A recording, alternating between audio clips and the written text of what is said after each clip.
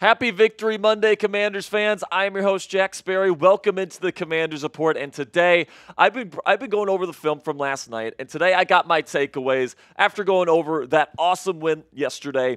34-13, Commanders win. Obviously, the Browns didn't play all that well, but after going over the film, we definitely got some good news, specifically regarding Jayden Daniels in this football game, and I'm going to reveal what that good news is here in just a second. But before we get into that, make sure you guys click that thumbs up icon to kick off today's show to help us celebrate a fourth straight win. Goodness gracious, man. This team had this number 2 overall pick in this year's NFL draft, and we're talking about this team 5 games in having a 4-game win streak. What a turnaround for this franchise. I couldn't be happier about it. If you're with me on that, you want to celebrate here on Victory Monday, click that thumbs up icon to get us started today. Okay, now let's get to my takeaways here, and I've got 6 of them here. First one, let's talk about Jayden Daniels' performance yesterday, because it wasn't his best performance, but it certainly wasn't a bad performance, okay? Like, it wasn't lighting up the scoreboard and completing almost every single one of his passes like it was in the Bengals game, and then in the Cardinals game, he was 14 for 25, which is still pretty decent. It's not special, but it's decent, and he still had over 300 total yards, all right? So it definitely wasn't his best day ever. He did miss some throws. He did have some bad throws accuracy-wise, and you take a look at his passing chart this week. You know, he wasn't as good throwing the ball over the middle of the field as he was in previous weeks. He did do a really good job throwing down the sideline, though. He had a couple of deep shots in this football game, one for a touchdown to De'Ami Brown that you guys see there in blue, and then you have that big-time shot on the run way down the field to Terry McLaurin as well. Plus, I think he targeted the left side of the field a little bit more than in previous weeks. So overall, good performance. Wasn't his best performance, all right?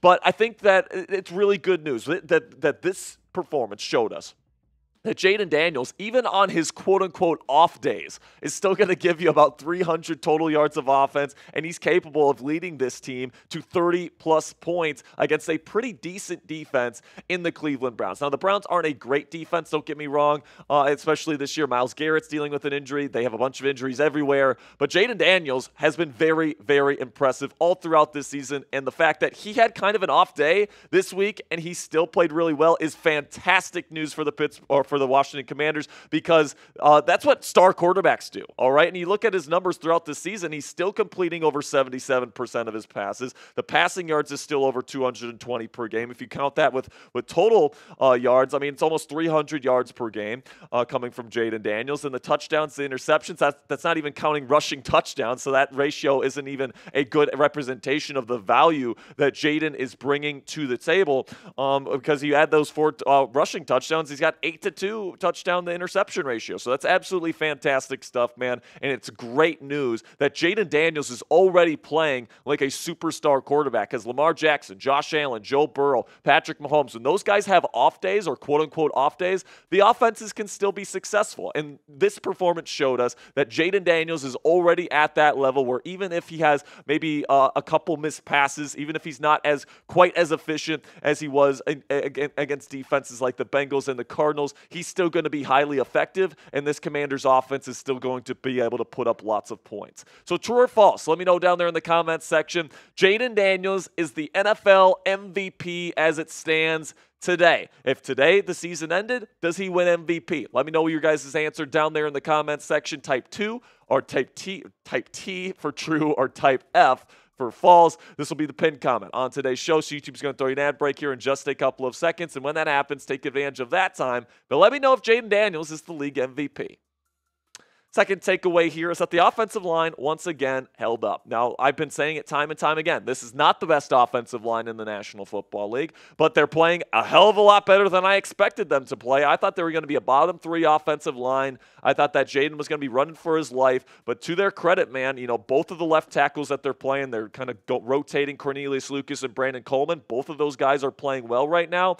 Also, Nick Allegretti has been a nice surprise. I thought that he wasn't going to be worse than he's been. Tyler Biotish has really gotten going the last couple of weeks as well. And then Sam Cosmi is very solid. Andrew Wiley's fine. So, like, listen, man, it's definitely enough to give Jayden Daniels enough time to throw in the pocket. They're creating running lanes for these running backs. And speaking of the running backs, shout out to these backs, man. I mean, this run game Obviously, Jayden Daniels brings another element to it, which makes it arguably the best rushing attack in the National Football League. But these running backs, man, a lot of people slept on these guys heading into this season, all right? And I will be the first one to raise my hand and say I was maybe sleeping on Austin Eckler a little bit after kind of a down season with LA last year. But Brian Robinson Jr. has been really, really good. He got 2 touchdowns in the win yesterday. And then Austin Eckler, man, as both a rusher and as a pass catcher, has been such a difference maker for this Washington Commanders offense. Jeremy McNichols even has had some very nice runs to start his 2024 campaign. So kudos to all these running backs. They're playing really good football. And then you add Jayden Daniels to this mix here, man. I think you might have the best rushing attack in this league today. Then we get to Terry McLaurin here, and this is the only takeaway that I have that's slightly maybe on a negative connotation here.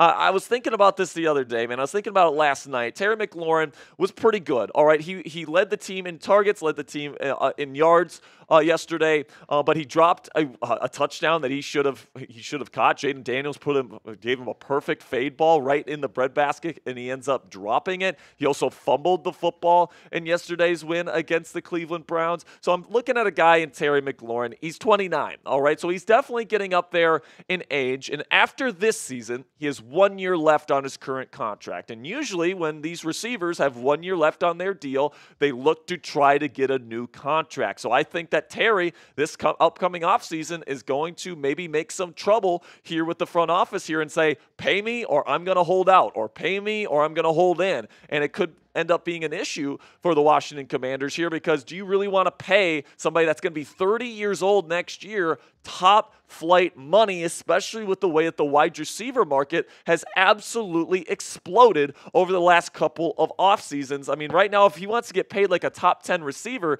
you got to pay him at least about $27 million per season. And honestly, especially if he has a good season this year, he might be asking for more than that. Now, the Washington Commanders have the money to pay him that. But the question is, do you want to pay that money to an aging receiver like Terry McLaurin? And I think that the answer to that question is, I think Terry McLaurin needs to prove it this year. And like, he can't be dropping pretty easy touchdown catches in the end zone perfectly placed by Jayden Daniels. He can't be coughing up the football. He can't have stretches like he's had this season where he's really a non-factor in the passing game. Right now, if the season ended today, I would not be willing to give Terry McLaurin another long-term contract at top dollar in this wide receiver market.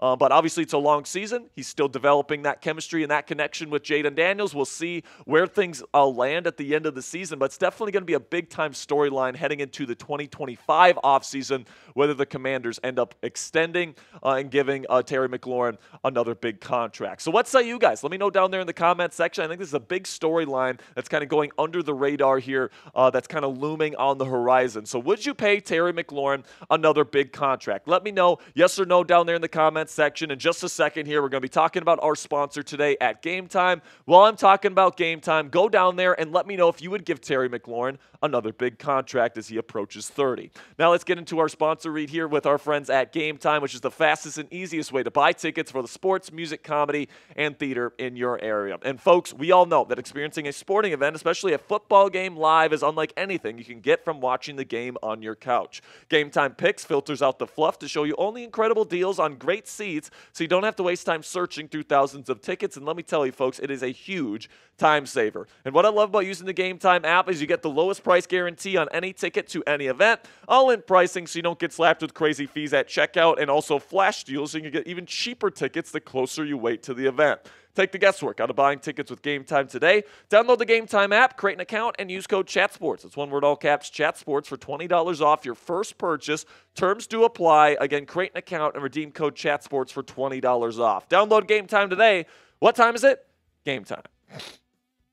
All right, now, I want to talk about Frankie Louvu because this guy was simply sensational this week as an inside linebacker. The impact he had on the football game this week, I think he's going to win NFC Defensive Player of the Week. It was that good of a performance. 7 tackles, 2 TFLs, 2.5 sacks, 3 QB hits, and a fumble recovery. This guy was absolutely everywhere. He was good in coverage. He was good as a blitzer. He was great in run coverage. He's just flying all over the place. He's playing with high levels of instincts. And this guy is playing like an all-pro inside linebacker, if I do say so myself. I said it the second that Dan Quinn and Adam Peters brought this guy in on the first day of free agency. This guy's going to be a fit in this defense, and I'm super happy that I was right about that. Frankie Louvu is absolutely a beast, and he deserves to win NFC Defensive Player of the Week this week. Then we get to my final takeaway here, which is that in general, Dan Quinn and Joe Witt Jr. give these guys credit, man, because first couple weeks, it was definitely a struggle. First 3 weeks of the season, the defense wasn't coming together. They weren't blitzing a whole lot. They weren't getting pressure on the quarterback. But now the defensive vision is starting to come to life. And what I mean by that is that Dan Quinn and Joe Witt Jr.'s plan was to get the pass rush going, and that was going to help out kind of a lackluster secondary. Well, we're finally seeing that happen here because the Commanders over the last 2 weeks, even though, the Cardinals and the Browns don't have the best offensive lines in the world, they're getting after the quarterback, man. 11 sacks in the last 2 weeks. It's one of the highest in the National Football League. And they're doing it via the blitz. They're doing it being all the very creative stunts and games that this regime did in Dallas just over the last several seasons there with Micah Parsons and DeMarcus Lawrence. Now they're doing it with guys like Jonathan Allen, Daron Payne, Dorrance Armstrong has played very well here these last 2 weeks. And now they're starting to get back into those creative flow that they had there in Dallas. And it's really a thing of beauty to see. They're getting the linebackers involved. I mean, Bobby Wagner is blitzing like a maniac right now. We saw Frankie Louvu get 2.5 sacks this past week against Cleveland, getting all these guys involved, putting out NASCAR packages. I mean, I'm loving what I'm seeing from the creativity aspect of this defense right now. Not to mention, man, like we said, a great pass rush, it helps out the secondary because if you're putting quick pressure on the quarterback, that allows the back end there to not have to cover for as long. So in the early weeks, you weren't really getting a pass rush, and the secondary was getting exposed because of that. But now the great pass rush that we've seen from the Commanders these last 2 weeks have covered up maybe some warts in the secondary for the Washington Commanders. And if Washington can keep up this pace, and we'll see if they can against better offensive lines in the weeks to come, if they can keep up this pace with the pass rush, I think that this defense is going to continue to play as well as they have over these last 2 weeks. So fill in the blank for me down there in the comments section. The Washington Commanders have a top blank defense in the National Football League right now. Let me know what you guys think. Are they top 15? Are they top 10? Are they still outside the top 20? What do you guys think? Let me know down there in the comments section. Can't wait to hear your answers.